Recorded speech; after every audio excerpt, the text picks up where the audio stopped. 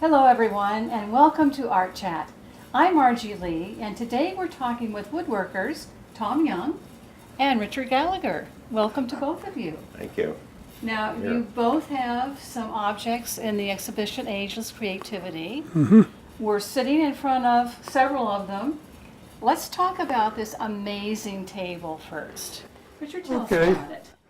The wood that this table is made from is from the Echo Farm. In fact, the wood for all of these tables is from the Echo Farm in North Fort Myers, where Tom and I volunteer on Wednesday mornings.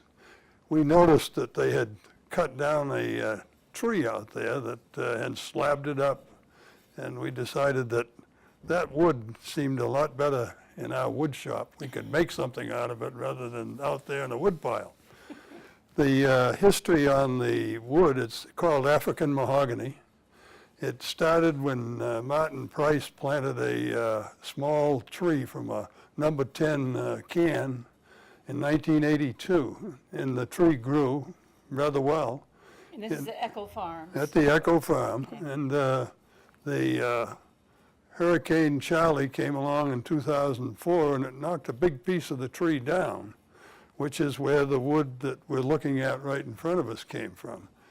So we were able to take that wood and bring it to the wood shop and clean it up, run it through some of our machines, and with some verbal engineering, we call verbal engineering when Tom and I sit around and talk about what we're going to do. What we're going to do, right? What are we going to do with this wood? And we decided this particular table is something that we saw in a architectural magazine with a sale price of $11,000. It wasn't nearly as pretty. No, no, it wasn't. It was made out of a straight slab and a straight slab on the top. But we were able to just take this tree and in our wood mill, we cut the joint on the end of it so that it's one continuous piece of wood. Looks like a waterfall. Yeah, So the grain cascades over with the a glass end as well. leg I on look it. at And Tom had a little bit of an accident with this table, and it survived the accident. You want to admit to it, Tom? Or? Well, let me tell that. You go tell that. If we're going to tell it at all. I was taking it home. Of course, one of our best customers is my wife. We bought 3 of these tables after Dick and I put them together. And I was taking it home on a cart. So I turned it upside down, was taking it over to Harbor Court through the employee parking garage, and there's a little ramp, and it came off that ramp, and I heard this crash. I looked back, and this table was sitting on the concrete upside down. But fortunately, the glass didn't break. But, and I thought, well, the top's ruined. At least I'll have to take it all the way back down to bare wood. Turned out there were just a couple little scratches on it. Took it back, fixed it up. That was my lucky day. It's an amazing story, and I think part of the reason this is so stunning is you have this combination of the wonderful organic top and then that very contemporary looking glass, and it really is very I think successful. it's unique. Now there's other tables sitting around us.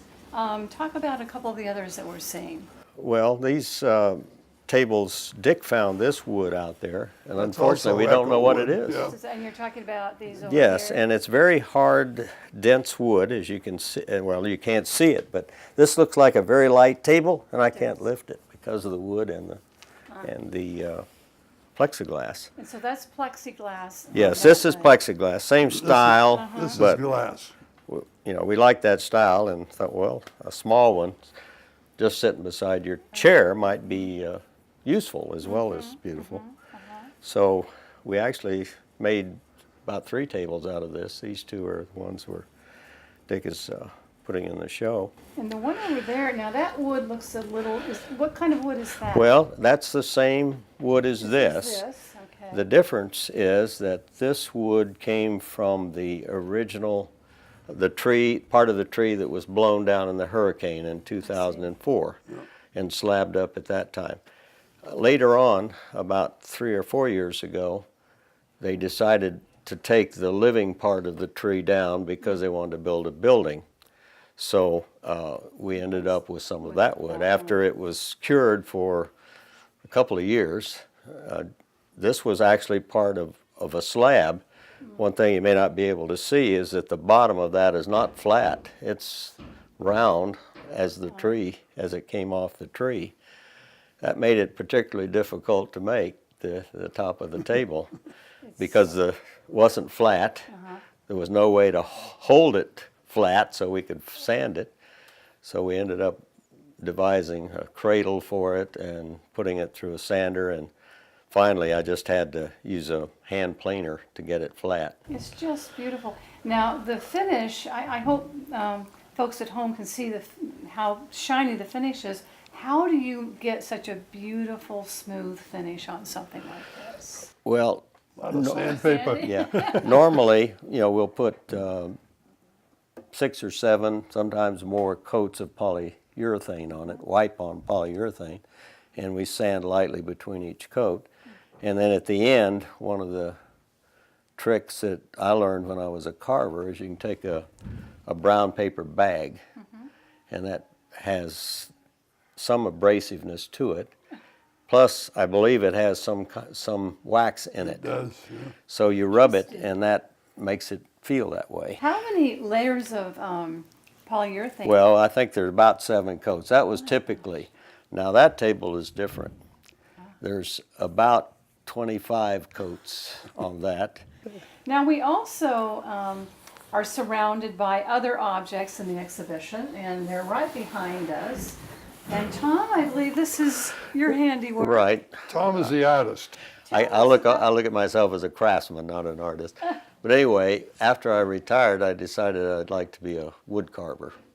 And fortunately, when we retired and left Florida, we went to the mountains of North Carolina. And we lived within a few miles of the John Campbell Folk School, where they teach all the old crafts. But this was one of the objects that I ended up carving, and I've always liked it. So when we left and came down here, I gave most of my carvings away, and but I did keep that one. Yeah. Now you told me earlier that you're making this with a Yes, with this is chisel? with a mallet and chisels, actually gouges and other forms of chisels. I've got a tool set that I did bring with me, so I occasionally will pound on it again. That's pretty amazing. But that, I kind of felt like that was one of the better ones that I did, so I wanted to keep it. And you made the little Yeah, different chests on each side of The it. chests, that shape, I happened to see in a furniture magazine the Bombay style of furniture that was popular in France in the 1700s. And I said, well, that's pretty. I wonder if I can do something like that. So those are called bandsaw boxes because they're made with a bandsaw primarily. And it has brass hardware. Yeah, the brass hardware in that case ends up being the most expensive part of the box. I think the brass on that particular box cost about $75, and the wood is not much at all by comparison, maybe $25 or $30. So there's more material in there than you would think when you have to do it.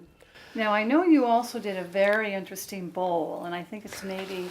Yeah, I occasionally do bowls, and I do them a little differently than other people normally do. They usually turn them on a lathe. These I start out again with a solid block. In this case, I think I had 2 pieces, and they were put together to make the block. That will be for sale in the exhibition. Yes, is that correct? yes. This is also African mahogany. As you it's can see, beautiful, and it's you can marked see on the some of bottom, the. I see. Yeah, Oh, I beautiful usually try to mark them with the Beautifully my marked. name and shell point and That the makes type it of special, wood too. near. Well, I know there's a couple of other pieces that we haven't talked about, and they're in the other room. Let's go Right. take a look at those now. Okay. And here we are with another table. Made from African mahogany and again from the Echo Farm in North Fort Myers. How I got into these kind of things, people will take pieces like this and on the big bandsaw cut out for a bowl. Now they've got a piece of bowl they can turn. Somebody made a And then they bowl throw out of away this. that. And I saw it I see them in the trash pile, and I said, wait a minute, that's pretty wood. I can do something with that. So in that case, I put that together from discarded items. All of it's discarded. Very, very beautiful piece. Now, what's the wood in the center? Oh, this is Jatoba, which is an exotic wood. Okay. A very hard, dense wood. And where do you buy that? Do you buy Well, that? we used to buy Jatoba for the shop, and we had a stock of it. Well, our supervisor, Phil, over there hates it because it's so hard that it dulls our equipment. So he's kind of gotten rid of it all, and I managed to get a little piece of it left. You might note on the table that Tom and I have put together, I think, 22 of these Yeah, Oh, 22. tables. One of the first ones that we put together was a bigger one than this. It went in either the art show or the craft show. It was in an art show. A lady bought it for $500, and we built a crate for it and shipped it to Coeur d'Alene, Idaho. Oh, she got And quite a deal, I think. Well, Yeah, and she used the crate to feed her horses. Yeah, the crate ended up out in the horse Yeah, barn, it was a good crate. Yeah, Don't you also make things for the Echo Farm in their shop? Or? Well, that's another part of this story. Yeah. Part of it is that from that first part of the tree, we made these tables, and Dick and I sold them at either the art show or the craft show, and returned the money to Echo. So and then other people in the shop, particularly Bob Selkirk, started making some objects, and we put them in their gift shop out there, and they sold them. yeah. And we made over $6,500 Nice. for Echo out of How that. nice. How nice. So it was, And if you go into the shop out there, you'll find 3 replicas of our workbench from this wood shop Well, out there, and yeah. our wood shop out there. Well, well, they have a real treasure. In the we shop, we do woodworking. bring projects back to the shop here for Echo. Let's end by talking about this lovely piece. Very abstract. This is yours, Tom. Yeah, this is mine. Explain Again, what the story is here. well, again, the wood is African mahogany. We seem to really like that. With our hiking club about 3 or 4 years ago, we went to Newfoundland, and we spent a week with a whale researcher that took us out daily to watch whales and zodiacs. And we happened to see 2 whales breaching. And I don't know, that just kind of impressed me. So I thought, well, maybe I can do something that looks like that. It's not very, maybe it brings that to mind. It doesn't look like it. But Very artful. It's very you. beautiful. And I want to thank you both for being on Art Chat today. Well, well, thank you. we thank you for having us. We thank you particularly for all the work you're doing Oh, for well. the art show coming Well, up. thank you. It's my pleasure. It's wonderful to work with artists like this. For all of you watching, Ageless Creativity is almost here. It opens February 3rd in the Sydney and Byrne Davis Art Center. There will be a preview for Shell Point from 1 until 4 p.m. Y'all come down. It's going to be wonderful. We'll see you soon. Bye-bye. Bye-bye.